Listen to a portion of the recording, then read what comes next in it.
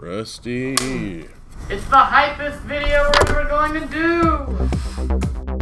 Really quick, tell me about Rusty.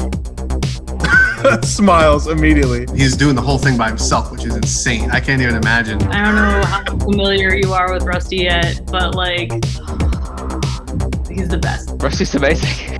Rusty's like the spirit of BattleBots. But it has character, it has a definite character, and we were all cheering for it when it got up after being hit and it scampered away. I feel like out of all the robots in the tournament, Rusty had the most pure effort put into it. Like, you can see that he made it with stuff in his house, plus Home Depot. It's so charming. It's some of the most wholesome content that BattleBots has had. It is the most kludged together, funky robot, but it works. I think if you ask anyone in the pit, they would have, without a doubt, said, Rusty's awesome. Rusty's the kid in the playground that gets like whacked about, slapped. He gets back up again. He's a fighter. He keeps on going and going and going. Nothing stops him. And at the end, he's like, still okay. Today, we're talking to the sweetheart of Season 5, Rusty. On this episode of Behind the Battle. Me.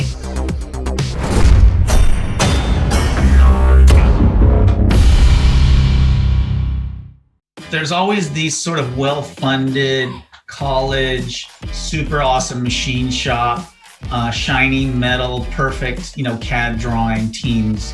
That's the majority of teams that apply and get into BattleBots.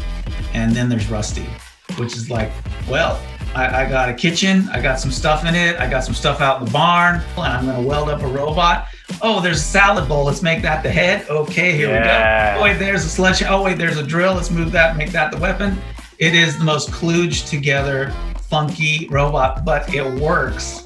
And David is hilarious. He's awesome. I think everyone's going to fall in love with David when this is all over. So, David, just a little background. Like, this is your first season of BattleBots. Can you tell me, how did you get started in robotics? I think a lot of people have a similar story. I mean, I've always been, like a tinker, and I'm an engineer and all that kind of good stuff.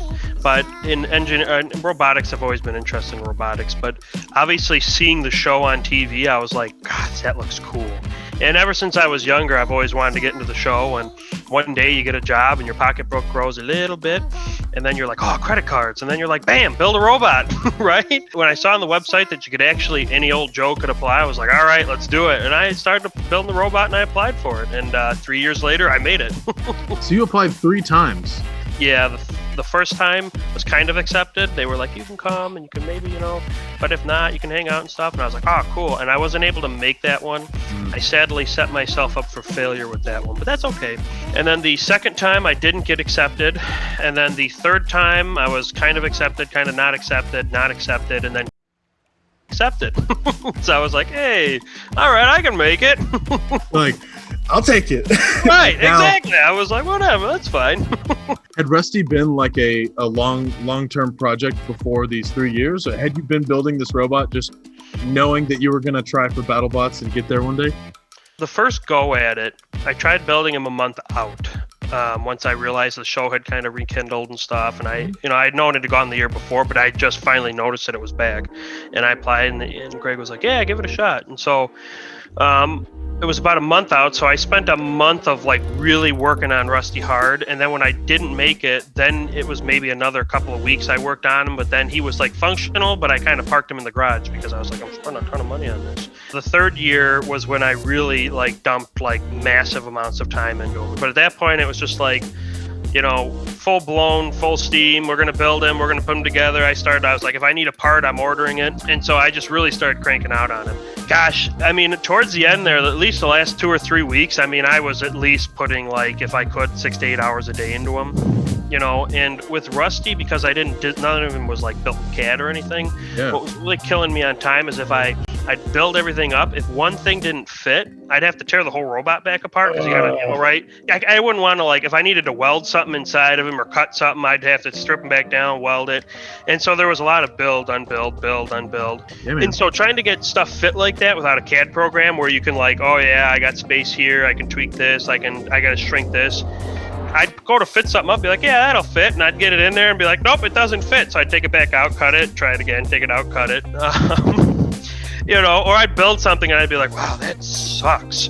And so I'd end up tearing it apart and putting it back together. And it's tough, especially when you don't have machines, obviously, like there is no machining on his like body or chassis or anything. It's all welded. I can't tell you how many times I'd be like weighing him in or something and I'd like tweak something or I'd weld something on there or something to try it. And I'd be like half a pound overweight. And I'd be like, well, the bowl actually weighs like 2 pounds and I don't need the bowl. It's kind of more cosmetic. And they'd be like, we'll allow the bowl, because everybody wanted to hit the bowl, right? They were like, get the bowl. So the bowl was always in. Everybody would always give me the bowl allowance. So I was like, Greg, you need to write in the rules that like any mixing bowls, they don't count towards weight. At the end of our shoot schedule, every builder was in love with Rusty and just was like, if this wasn't so much of a social distancing thing, they would have had him up on, they would have been lifting him up, and they love Rusty. It's like the greatest new sort of kludged together little robot that's come to BattleBots in a long time. Just one-man team, rocked it, like, it's just, Rusty is the best. And like the fights that he had, just like, you just get excited of him just be like, eh. Well, at first I looked at it like a joke bot, but it like really outperformed my expectations by a lot. His armor could stand up to beta hits, and its weapon could actually disable robots. So I think it was a really cool robot. Rusty is beautiful and represents a purity in the sport. I like it because it's showing people how approachable it can be. Seeing Rusty show up and put on solid performances, like, I love that type of robot existing. Everything about it is just wholesome and charming and fun and kind of junky and like it's kind of perfect. Rusty is proving that looks don't mean anything. Be made out of cut up farm equipment from your backyard and surprise people. Every builder in the pit was like, go Rusty. Yes. He's the hero, the champion. Everyone was rooting for him. Talking to all of these BattleBots teams and captains, and the one thing they always bring up is, we love Rusty. Rusty is if you ask them who is their favorite bot of the competition this year, they go, Rusty, hands down, not even a competition. After Beta smashed the soft butt of Rusty, as he says, after they smashed that, which luckily the bar I welded over the back to guard the air valve did its job. It deflected the Beta hit enough that it didn't. I don't know what the tank, if it would have held up or not. I mean, Beta's the thing. They didn't show it in the episode, but he swings the hammer when they do they're like, robots activate. And he squatted and swung the hammer into the floor. The electromagnets hit. It didn't lift off the floor the tiniest little bit. When that sucker hit the floor, I was like, oh, God. I mean, it shook the stands in the building. So he swung at that valve. I was like, oh, no, he's going for the air valve. He wants to blow, he's going to rip the valve up. But luckily that bar just enough deflected his hit, and it went off to the side. But after he mangled my cover, Gabe, after the match when I was getting ready and everything, he came over and was like, what can I help with? And I was like, well, yeah. So I ran over to him and like, can I remake Rusty's back end? Can I redo this? Can I do this for you? Can I help you? Can I put a sticker on that for you? Can I help you just redo the tracks on Rusty? Because Rusty, you really want to do work on him as well. He's he's an engaging robot. It was great. I mean, it's wonderful when you go to these events and you see the people on TV and everything, but then you actually meet them and you're like, wow, they actually are wonderful people. It was awesome, They're like, don't meet your heroes. And it's like, nah, not in BattleBots. You want to meet your heroes because you're going to like your heroes even more. Dave, what was it like stepping into the battle box for the first time? Borderline heart attack is what it was like. I mean, for me, it was extremely surreal because though I was like, I'm going to make this and I'm going to make it work and I'm going to get there for whatever it takes, actually getting there, I was like, I actually did it. I actually made it here, And so it was like super surreal. And then at the same time, it also hits you. You're like, I'm on TV. I'm being recorded. My parents are going to see this. I was like, everything's kind of going through your head and you're trying to get your cues squared away and stuff. And it's also kind of like whatever you had planned, because everybody plans, right? It was like, well, I'm going to do this, I'm going to say that. Some of that is kind of like, it's out the window, right? Because then you're all over the place, and they're like, over here. I think in the very first, when you see me walk out when I'm going to fight Spork, I think I'm like, is here okay? Is this good? Because they were trying to tell me, like, you're supposed to stop here, go over here, and I'm like, off doing things. But it was like, it was like super sensory overload. Everything's going on. I was like, wow, it's happening. You know, it's like a Disney movie. You know, everything's exciting. And you're rolling up to the box, and the next thing you know, you're like, you're there. It was really great. I mean, it's wild. It's an adrenaline rush. Everything's and it happens so fast. I mean, even the fights, total tunnel vision the whole time. I even after the fight, I was like, did I win? I got back up. What happened? You know, it was just like, I cooled off a little bit for like the second and the third fight. I mean, by the time I had tasted loss after Beta, I was like, all right, we got the first loss out of the way. We kind of figured that would probably happen. You know, you're a little more relaxed, but I don't know if you're ever totally calm when you walk in there, because it's incredible, and it's just so much going on. And you have 3 minutes.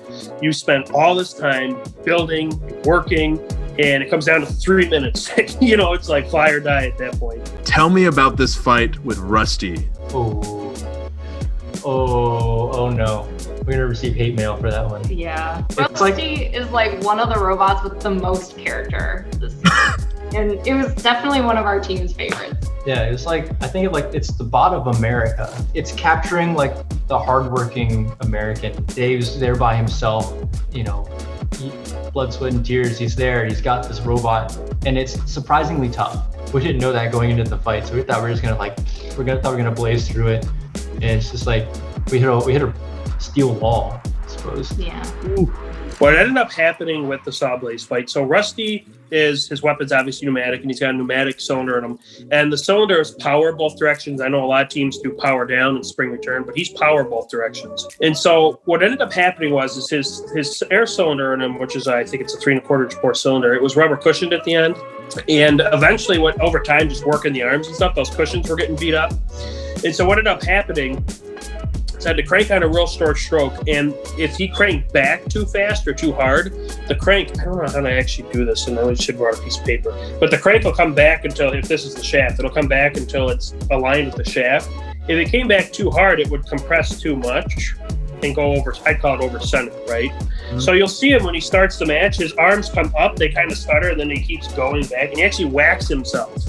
Once that happened, it was like, done, no weapon. I fought Spork the first night, and then the next morning, I think by 11, I was back in the lineup because they wanted me to fight Beta. That wasn't too terrible because I didn't have to do a whole lot between Spork and the Beta fight. And then it was like next morning, same thing again. They're like, you're fighting Sawblaze. And I was like, I haven't even repaired it yet. So I had tested him once in the box, right? I saw the overcentering happen, and I was like, oh, crap. So my quick fix was, because they wanted me like right then, I took a ratchet strap and I wrapped it around like a suspension limiting strap, basically. I put that on, took him back into the text box. I must have ran it 20 times. I was like, oh, it's holding, it's perfect, right? Well, the 21st time was the time it stopped working, and he was already in the box. I was all excited because I took the forks off and I was like, I'm going to get him, because everybody's like, oh, he's going to get you in the basket and he's going to control you. And I was like, fine, take me in the basket. I was going to drive the front end of Rusty into the basket and just put the hammer down and just let him ride me around while I was trying to chisel the top of him. Sadly, without the chisel, that happened, but there was no chiseling. It was just chopping and chopping and chopping. And I don't know if Jameson knew if the weapon malfunctioned or not, because obviously the weapon stuff, the hammer writes him, right? So he flips me over on my side. I was like, oh, man, this is not how I wanted to go out. And Jameson just kept going, though. He's like, oh, he's going to self-right. And he flipped me back over. So it was 3 minutes of just chop, chop, chop. I mean, he went from one wall to the other wall, to the hammer, or the chop, or the wall. So after 3 minutes of getting beat up, though, I am proud to say that Rusty was still driving. Yeah. So he finally, at the end of it, I'm just like, oh, and he stopped, and I drive out of the basket. And people were like, shocked. They were like, oh, Rusty's got to be dead. You know, he's just beating a dead horse. When Rusty drove at the end of the match, the stands erupted. They were like, he's alive! It was good, though. I had a ton of fun. And Jameson, again, we're talking about how nice the builders and stuff are. Jameson and the team and everything, they were super friendly and super nice. They were like, hey, great match. They were like, we love fighting you. We were everybody wanted to fight me, right? Everybody was like, let me fight Rusty. They, again, after the fight, they were like, you need anything? You need parts? You need to rebuild? Whatever. We're there for you. And it was awesome. It was really great. It really was. What was it like being a one-man band at BattleBots this year? It was awesome. I mean, don't get me wrong. There were definitely times where I was like, gosh, I could really use somebody to like do my laundry because I can't go do laundry. Everything came down to me, right? So if there was a mistake, if there was a problem, it was my fault. If I forgot something, I didn't fix something right, it was all me. Everything was all me. But I will say this, the upside of it is I enjoyed being able to build how I wanted, design how I wanted, put things together how I wanted. And up to that point, up to actually getting there, I did do everything myself. You know, it was another thing too, where it was like, I decided I wanted to do it. I think a lot of people didn't think I was going to make it. I didn't think a lot of people thought I would never make it, and I would just dump time and money into it. So the fact that I stuck with it and did it myself, getting there and being there by myself was kind of like a badge of honor to me. I was like, I'm here, I'm doing it, I'm alone, I'm going to keep going. And I like doing everything top down. I think that's the best part of BattleBots to me. I want to design the robot, I want to do the planning, and I want to do the driving. So I definitely plan to continue to drive Rusty as well in the future. Better after I practice. I'm going to tell you right now, you should be proud. I know that has to feel like such an accomplishment for you. Well, thank you. Yeah. I appreciate that. I do. I really do. It is finally nice to get a win, especially your first win at BattleBots. But it was really nice to finally get a win. You know, it was nice to finally be able to kind of crest the hill. You know, sometimes you feel like you're always climbing the hill. There is a peak. You will eventually reach the top of the mountain. And driving back, I was like relaxed. And again, I was going through like the country and everything, and it was beautiful. And I was like, wow, you know, I actually did it. I actually made it. You know, the truck didn't break down. Something didn't go wrong. Something catastrophic didn't happen. I actually finally made it to BattleBots. And it was a relief. It really was. It felt like I finally had crested that hill. Now it's a little bit, you know, going forward. Sponsors are talking to me now, you know, stuff like that. It's like things are finally coming together, and it's wonderful. Dave, this has been so fun. Thank you so much for joining us. We hope to see you again very soon. Tell Rusty we said hi. I will do. Thank you, Tyler. You guys have been phenomenal. I appreciate everything, and I look forward to doing this again. Have a good one. Join us next time for more exclusive interviews on the Hexbug YouTube channel, and make sure you like and subscribe so you don't miss a second of the action. Thanks for watching.